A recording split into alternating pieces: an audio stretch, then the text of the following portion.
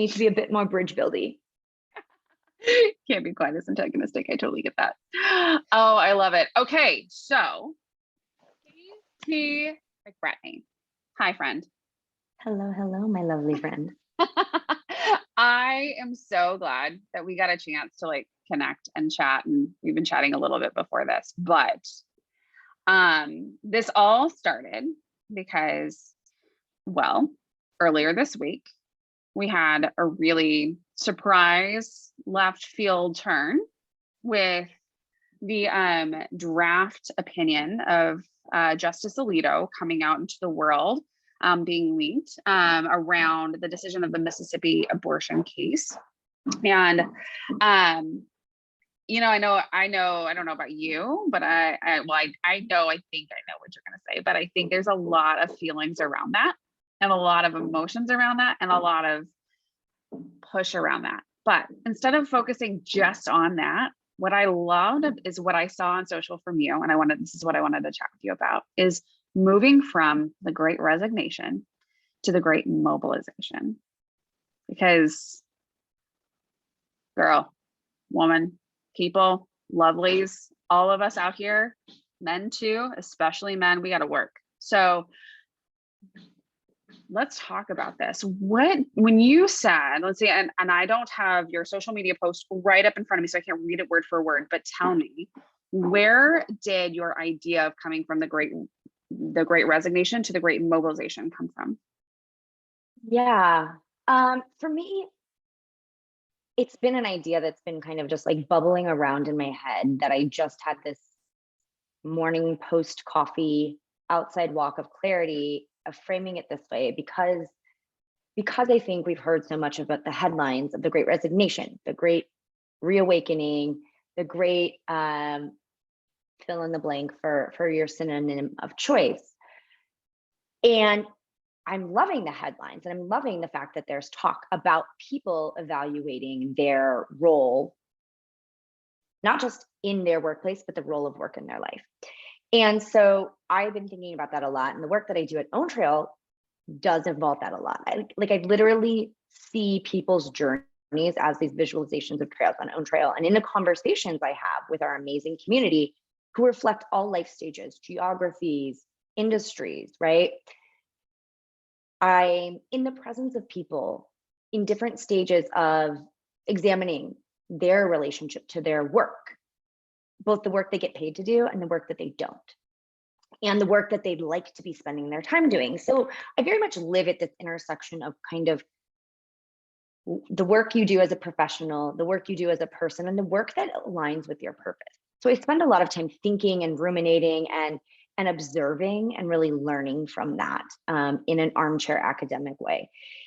And for me personally, the big disconnect in how we work today comes to do with like an imbalance of power, right? That we, the employee, be it freelance, contract, gig worker, executive even, we are at service of an entity, an inhuman entity of a corporation and a company. And the purpose of that entity is to have endless expansion. And we are to serve, right? We are fuel. We are pouring our human energy, our limited time and resources to fuel endless expansion. And while maybe not everybody is thinking of it in those terms, we can feel it when it doesn't feel right. We feel it when we feel burnout, right? Like yes. On Own Trail, I feel like, and I can get a stat to actually confirm this, but the last time that we looked at, I think it was like 26% of people's trails had a milestone of mental health issue and or burnout. And it's so common. And that's not counting the multiple instances of it, right? So like we know that there's been a long simmering disconnect with what fuels us as humans and how we spend a third of our life, right? And then if you think another third is spent sleeping, we really feel like we only have control over a small slice of the pie. And so long preamble into this, I've been thinking about how systems of power, especially white supremacist, capitalist, patriarchal systems of power, thrive on making the people that they're exploiting or using or oppressing feel isolated, right? If we feel like we're the only one experiencing burnout at work, we're not going to talk about it. If we feel like we're the only one who's making less, we're not going to talk about how much we're making. If we're the only one feeling discriminated against, we're not going to talk about it. And by keeping us isolated, they limit our power. And so I was thinking, in this time where we're actually getting headlines, like massive headlines, and like CNN, BBC, like people are talking about in mass how people are individually using their power to question and opt out of things that aren't serving them. We can use that power to mobilize and collectively create change. Absolutely. Keep going. And to me, that's the opportunity that's out there, because if we heal individually, that's very important. If we make changes individually, that's super important. But if we work together to connect those individual changes, that's a tidal wave, not just individual drops across an ocean. And we've seen that mobilization in pretty specific ways, right? We've seen that politically, right? When you think about different aspects, we've seen, again, I'll argue this until the end of time, Black women have been huddling and mobilizing their power in incredible ways that, goes back to your points here of everything, like leveraging the power that we do have to really share our stories, to share with each other, and to come together in a way that makes sense for societal change. And I think what's interesting about the Great Mobilization, as you're calling it, is that it really does start with one or two people, right? It's just about sharing that individually first, right? Yeah, I think it is this thing that, like, we feel like there has to be a leader. We feel, and often the media portrays it as that's the only way to do it. The only right path is to have a collective leader with an agenda and XYZ credentials and all of that. But if you look back, and I am not a historian, so historians, please come and yell at us in the comments, because I am not one and I would love to learn from you. But movements start before they get the figureheads that history remembers, right? And that doesn't discredit the figureheads who helped lead movements and bring them to a mass scale. And also, there's always that one person who just like had an idea and let it fly. And language nerd that I am to another language nerd, it's similar if we think about slang or idioms and how language moves. Nobody knows specifically. It's a lot easier in the internet age, but still, you never know who originated a new phrase. All you know is that it kind of catches on.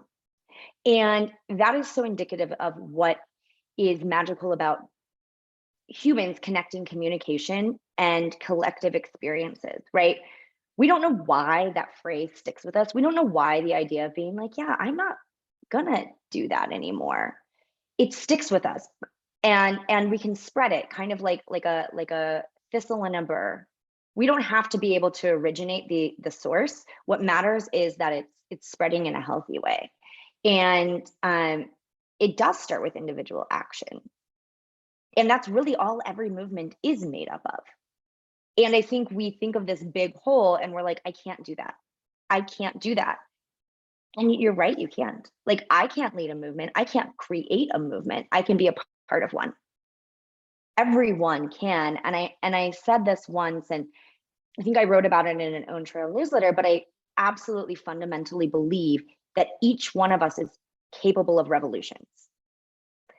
And those are often internal, but they can lead to external ones. And I feel like this change and potential shift in how we approach work is one of those moments where we can each contain revolutions within whatever circles we're in. It doesn't have to go far. It can be the first Starbucks unionizing. It can be participating in the 4-day work week like we are. It can be sharing your salary with your coworkers. It doesn't have to be a figurehead, bumper slogan, bumper sticker. That's what they're called. I want yes, bumper stickers. a bumper sticker. Like, it doesn't have to be this big movement, to be momentum. For sure. And I would argue too, like, I know the beauty of Own Trail, if I can do my quick 2-3 second plug of why I love Own Trail, is that it is truly not just professional, it is personal.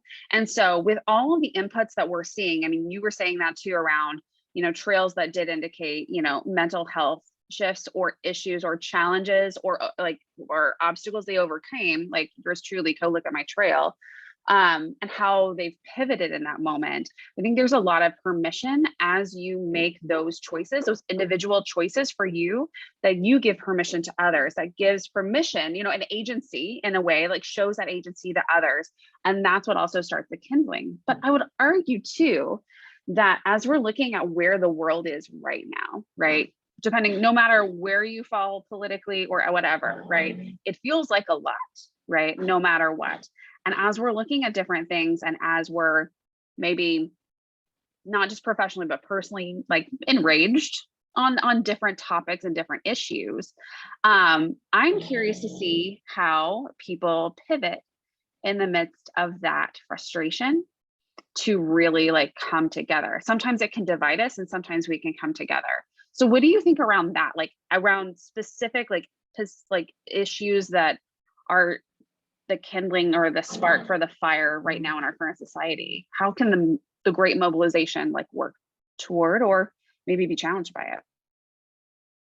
Great question. I think that you hit on it actually when you were talking about the personal and professional, right? Like we often have been taught that those can be two completely separate boxes and that they don't influence each other. However, I would be hard pressed to find one person where things aren't constantly moving between the two. Like it's just pretend that these are two boxes, but it's like Disneyland and they have an underground tunnel the whole time and things are moving from one to the other. It's really just the illusion of two separate boxes, because we always have full knowledge of ourselves. As much full knowledge of ourselves as we ever can. And while things can be more of a professional outcome, a professional focus versus a personal thing, there is free flow between those in our emotions, in our priorities, and in our dependencies. And I think the more that we can get open in allowing that to and acknowledging that flow within ourselves and then sharing that outwardly, we give that permission to others. And one benefit of that I think helps in this great mobilization, regardless of where you sit on any particular issue, is the fact that you can see where there might be universal or shared experiences with people who are like you or are absolutely not like you. If you can see that somebody who maybe you disagree with on everything on a ballot box, you have shared ground around the struggles of being a working parent, or of being a caregiver, or of facing discrimination at work. There is common ground because we all are human. That certainly does not take away all of the vast different elements of identity experiences that do have their own standalone differences and need to be treated as such. But it shows that universally we are all human, and that there's something that can be found as common ground while also rooting it in meaningful differences, right? Like I don't want to talk to people who have experienced burnout just like I have, because I won't learn as much. And I think that also is the ground to the fertile ground for the great mobilization, is people are leaving or changing or even questioning their role of their careers or their jobs, however they see it. And they're looking at like, what do I really need and what do I really want? And I think fundamentally we're finding that it's all very similar. We all want safety, we want security, we want stability, we want to feel like ourselves, and we want to have choice. What we do with those is inherently unique, but if we can start from there, that's a fertile breeding ground to learn from each other instead of building up more and more walls between us. I need you to repeat that one more time. What are the things we need? Because as Brene Brown would say, like, let's punctuate that. What are the things we need? We need safety. Security. Choice. Yeah. And another one that I forgot, and I even said them. I mean, I think that's the key. And I think, as we've seen the research and we've seen the polls about how our country, how our culture feels very divided on many different issues. If we can come back to those specific, like basic needs, I mean, we're talking like psychology 101, right? That is really what brings it together. And as you talk too about, understanding and learning from those who have those same basic needs as you, but have a very different view and how they exhibit those or how they bring those to their life. What are some of the things that have surprised you in those conversations that have either brought you together with that person? I'm so fortunate that through the Own Trail community specifically, I've really cultivated a lot of intergenerational and cross-geographical relationships. And in that, wow, that's such a big, I'm like, I don't even know how to answer it. How many things? It's a big question. I think for me, it's helped personally validate the strong opinions that I've loosely held and continue to explore the strong opinions that I loosely held.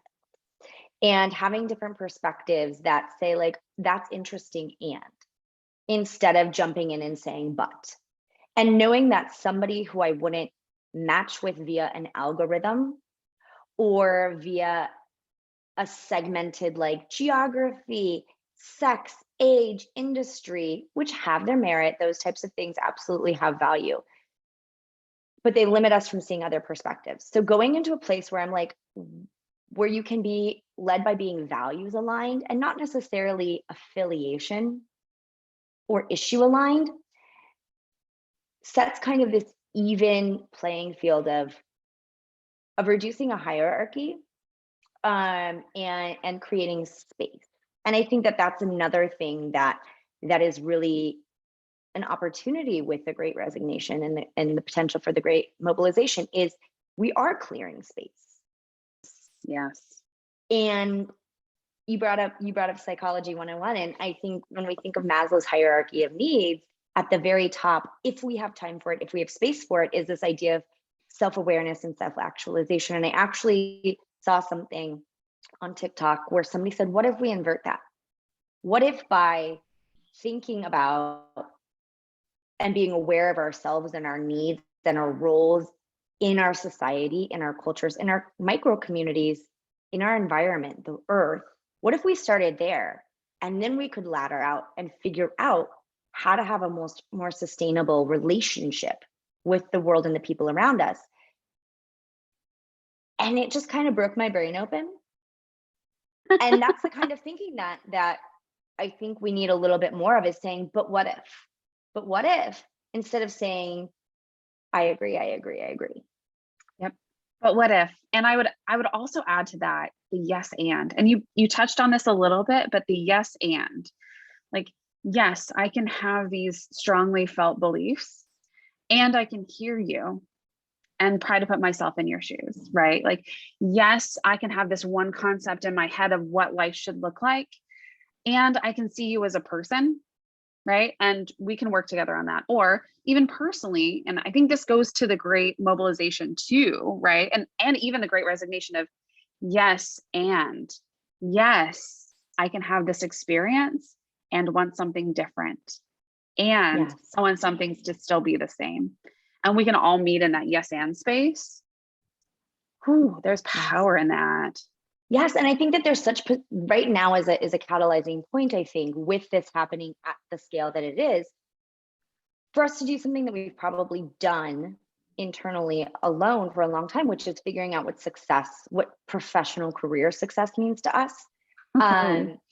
And letting go of that idea that it only follows traditional linear markers, which map also to endless expansion, right? Like, there is nothing wrong with staying in a role and a job and a company that you like. There is nothing wrong with saying, I want to run a coffee shop for 5 years and it was successful, and I don't need to open a franchise and have 17 others.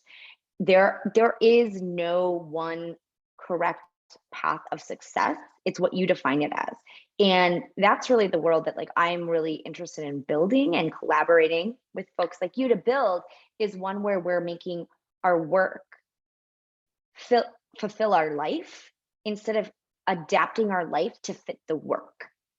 And I think that that's one of the biggest sources of tension. And if you look at the data, stress between work-life balance, which I feel like is a term that is a myth in and of itself, it's a whole nother soapbox that many others have talked on better than I ever can. But this idea that like perhaps the root of all of this angst, this ennui, this dissatisfaction is because we're putting what the life we want to live as an outcome of the work we're doing.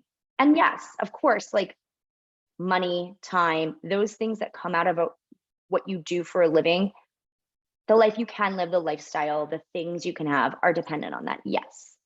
And also, if you lead with the life you want, you can perhaps decouple yourself from the things as much of saying, but then I have to buy a bigger house, but then I have to get another car.